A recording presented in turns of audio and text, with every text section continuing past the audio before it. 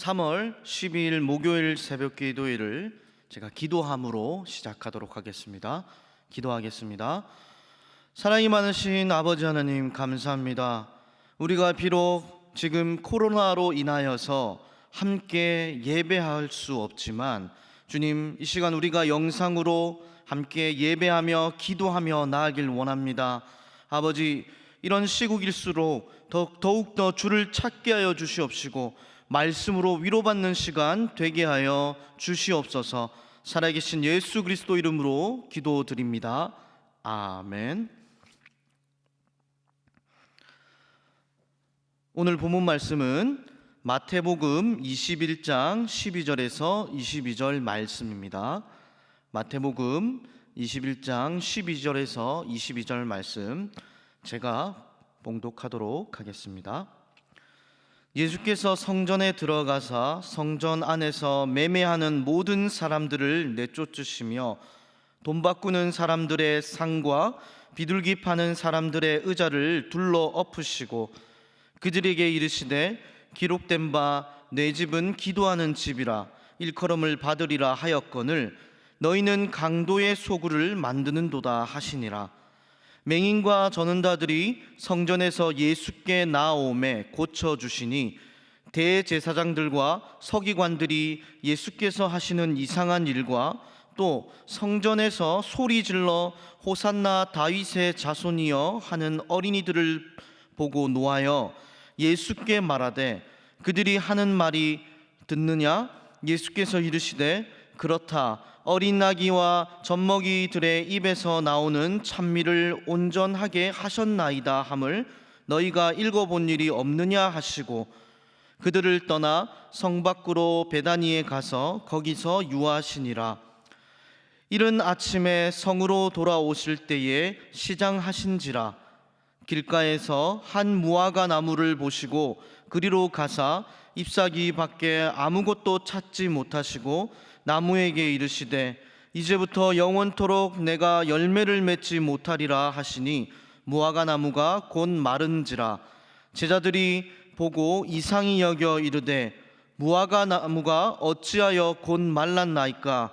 예수께서 대답하여 이르시되 내가 진실로 너희에게 이르노니 만일 너희가 믿음이 있고 의심하지 아니하면 이 무화과 나무에게 된 이런 일만 할 뿐 아니라 이 산더러 들려 바다에 던져지라 하여도 될 것이요 너희가 기도할 때에 무엇이든지 믿고 구하는 것은 다 받으리라 하시니라. 아멘. 오늘 말씀은 예수님의 생애 마지막에 일어난 사건입니다.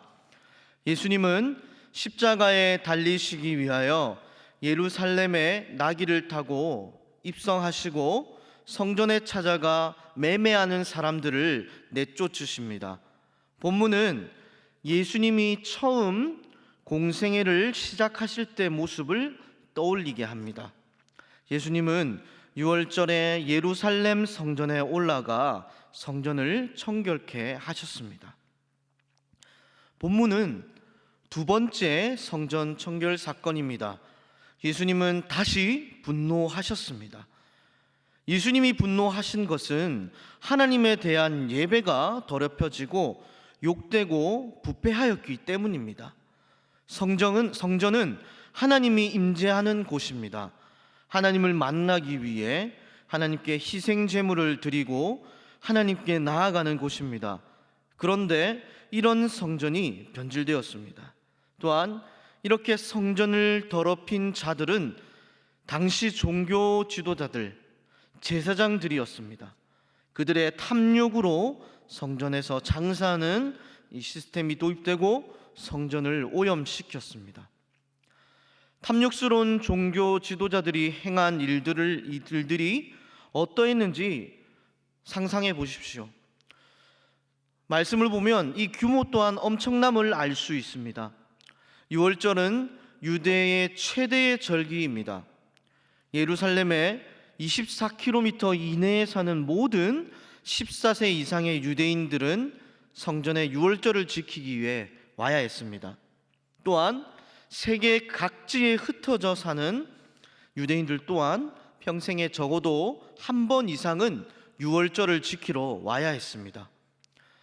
역사가 요세푸스가 로마 황제의 지시로 유월절에 예루살렘에 모이는 사람의 수를 조사하였습니다.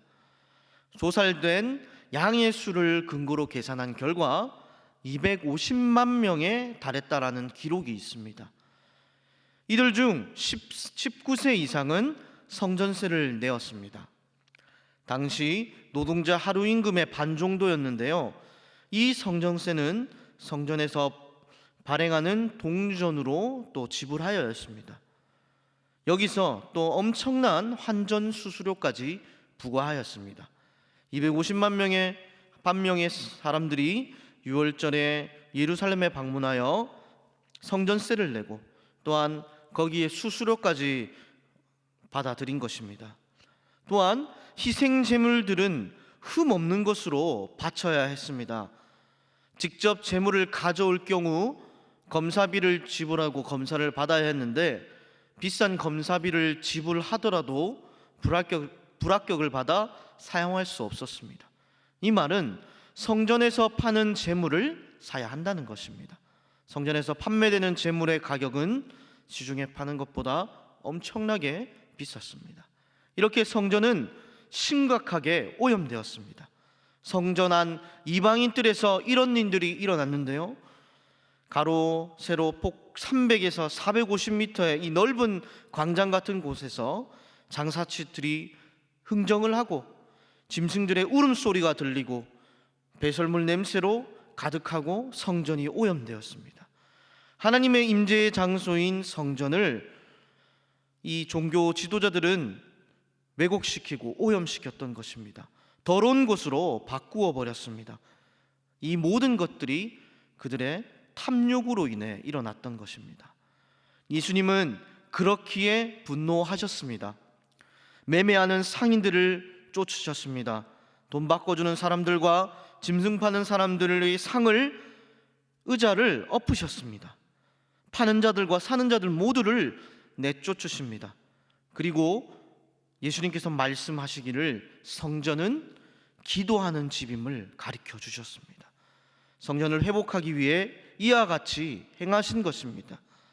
또한 성전에서 하나님을 진정으로 예배하는 데 실패하고 탐욕으로 성전을 더럽힌 종교 지도자들과 이 모든 사람들을 정죄하신 것입니다.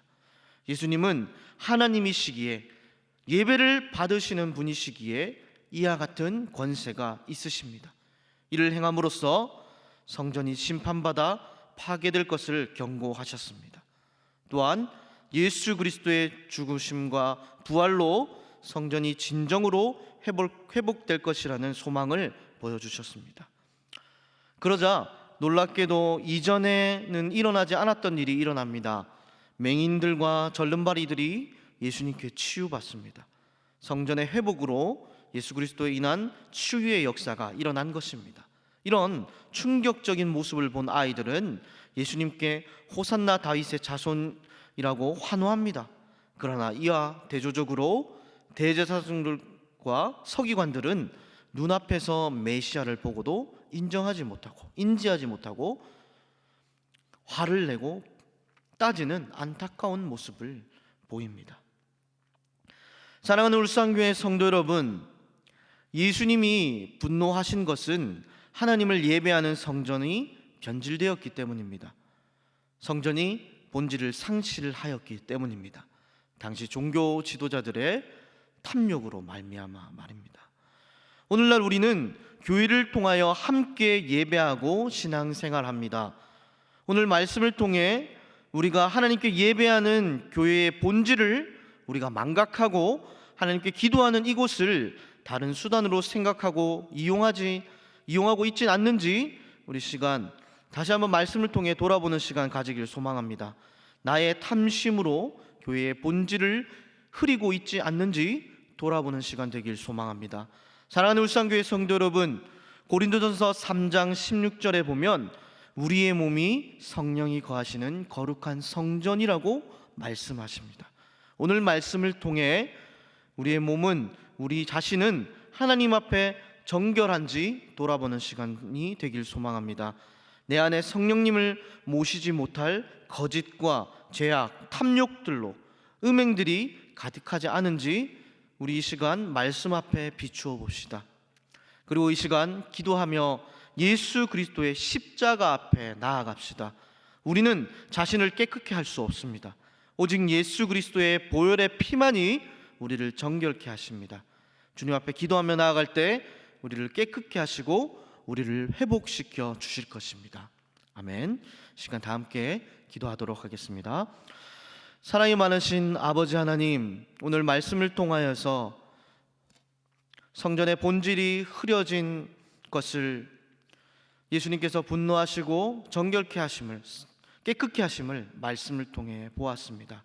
아버지, 오늘 말씀을 통해 주님께서는 이런 본질을 잃은 모습들을 싫어하심을 기억하게 하시고, 우리가 신앙생활하는 이 교회를 우리의 탐욕과 욕망으로 하나님께 예배하고 기도하는 이곳을 우리가 오염시키고 다른 생각을 가지고 있지 않는지 돌아볼 수 있는 시간 되게 하여 주시옵소서. 또한 주님께서 말씀하시기를 우리 몸이 하나님의 거룩한 성전이라 하셨습니다. 성령께서 거하시는 곳이라 하셨습니다. 그러므로 우리의 몸을 거룩하고 깨끗하게 유지하게 하여 주시고, 늘 우리가 삶 속에서 거룩한 삶, 하나님께 예배드리는 바른 삶을 살아갈 수 있도록 우리가 온전히 늘 주님 앞에 엎드리고 예수 그리스도의 그 십자가 앞에 무릎 꿇을 수 있는 우리들이 될 수 있도록 도와주시옵소서. 살아계신 예수 그리스도 이름으로 기도드립니다. 아멘.